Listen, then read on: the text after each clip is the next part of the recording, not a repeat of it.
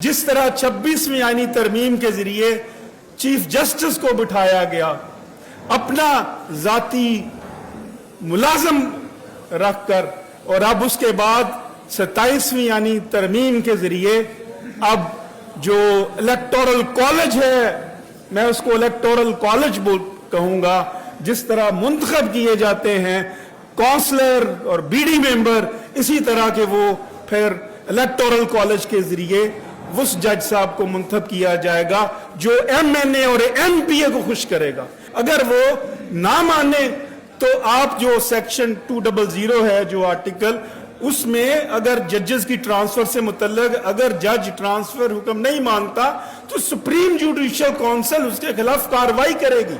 सदियों से अगर आप देखें, मैग्ना कार्टा से अगर आप लें तो आज तक सदियों की मसाफत के बाद कॉन्स्टिट्यूशनल जूरिस्प्रूडेंस ने जो प्रिंसिपल एस्टेब्लिश किया, जो डेवलप हुआ, जो अक्रॉस द कंट्रीज माना जाता है, वो सेपरेशन ऑफ पावर्स का प्रिंसिपल है, ट्राइकोटोमी ऑफ पावर्स का प्रिंसिपल है।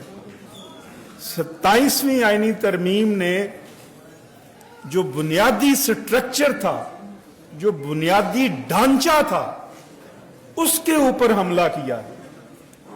ये कहना कि आइन में आर्टिकल 238, 239 में अमेंडमेंट लाई जा सकती है, आप बुनियादी जो ढांचा है, स्ट्रक्चर है बुनियादी, उसको आल्टर नहीं कर सकते। ये मुसल्लमा असूल है, पूरी दुनिया में माना जाता है, लेकिन आपने हमला करके बुनियादी जो स्ट्रक्चर था उसको तबाह करके रख दिया, और सिर्फ सेपरेशन ऑफ जो पावर का प्रिंसिपल है, सिर्फ उसी को ही तबाह नहीं किया, बल्कि आपने जुडिशरी को एग्जीक्यूटिव का एक हाथ बना दिया हुआ है, एक मददगार हाथ बना दिया हुआ है। जुडिशरी एग्जीक्यूटिव के ताबे हो चुकी है। अब जो कॉन्स्टिट्यूशनल कोर्ट में प्रैक्टिस करते हैं दोस्त, वो जानते होंगे कि अब छीदा और मीदा के दरमियान अगर मुकदमा जाएगा तो जो वकील बहस कर लेगा वो जीत जाएगा, लेकिन जो केस जो हुकूमत के खिलाफ केस आएगा, आप ये जहन से निकाल दें कि वो केस आप हुकूमत से जीत सकेंगे। अभी 2 रोज कबल एक मुअज़्ज़ज़ जज साहब जो भी कन्फर्म नहीं हुए थे, उन्होंने 26 पीटीसीएल के केसेस का फैसला किया और 2 ऐसे मुलाजमीन के खिलाफ किया जो मर चुके हैं। अब एस्टेब्लिश प्रिंसिपल है कि जो मरा हुआ है उसके खिलाफ आप प्रोसीड कैसे कर सकते हैं, लेकिन पीटीसीएल को खुश करने के लिए वो जो 9 साल से सुपरएनुएट हो चुके थे उसके खिलाफ कार्रवाई की गई है। तो ये बुनियादी तौर पर अदलिया के ऊपर जो अटैक है वो एक ढांचे का है, और दूसरा फिर आप देख लें जो terms and conditions of service change हुई हैं। जिस तरह 26वीं आईनी तरमीम के जरिए चीफ जस्टिस को बिठाया गया, अपना जाती मुलाजम रखकर, और अब उसके बाद 27वीं आईनी तरमीम के जरिए अब जो इलेक्टोरल कॉलेज है, मैं उसको इलेक्टोरल कॉलेज कहूंगा, जिस तरह मुंतखब किए जाते हैं काउंसलर और बीडी मेंबर, इसी तरह के वो फिर इलेक्टोरल कॉलेज के जरिए उस जज साहब को मुंतखब किया जाएगा जो एमएनए और एमपीए को खुश करेगा। मुझे ये बताइए, जो कन्फर्म जज नहीं है अभी, और उसके बाद भी जिस एमएनए एमपी का केस उसके पास लगेगा, क्या वो उसके खिलाफ फैसला दे सकेगा? कोई जज दे सकता है? नहीं दे सकता।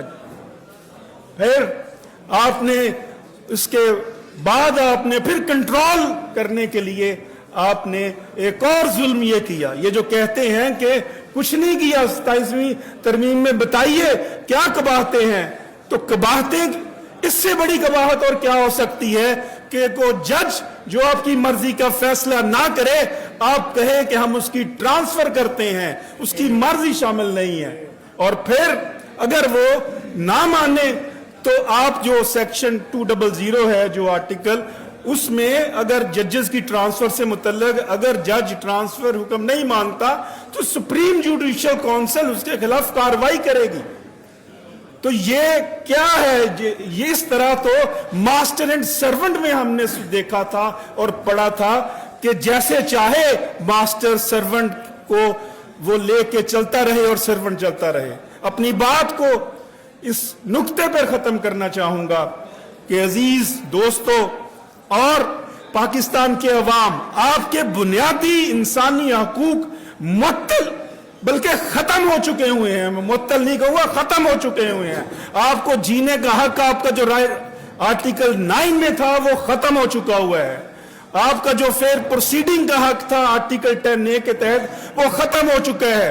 اب پاکستان کے عوام کو، کروڑوں عوام کو اور وکلا کے ساتھ کھڑا ہو کر باہر نکلنا ہوگا. اور جب تک پاکستان کے عوام اپنے بنیادی انسانی حقوق کے لیے اس تحریک کا حصہ نہیں بنیں گے، جو آئین کی بالادستی کی تحریک ہے، جو عدلیہ کی آزادی کی تحریک ہے، جو عوامی حاکمیت کی تحریک ہے، جو حقیقی معنوں میں ایک نیا پاکستان تخلیق کرنے کی تحریک ہے، ادروائز پاکستان اسی طرح اندھیرے گھڑے میں جاتا رہے گا. اللہ رب العزت سے دعا ہے کہ وہ ہمیں ثابت قدم رہنے کی توفیق عطا فرمائے. اور انشاءاللہ العزیز وہ دن دور نہیں جب آپ دیکھیں گے کہ پاکستان کے عوام اپنے بنیادی انسانی حقوق کے لیے وکلا کے شانہ بشانہ باہر نکل کر یہ جو نظام ہے، یہ جس کو نظام ہی نہیں کہا جا سکتا، اس کو اٹھا کر باہر پھینک دیں گے، باہر پھینک دیں گے، باہر پھینک دیں گے.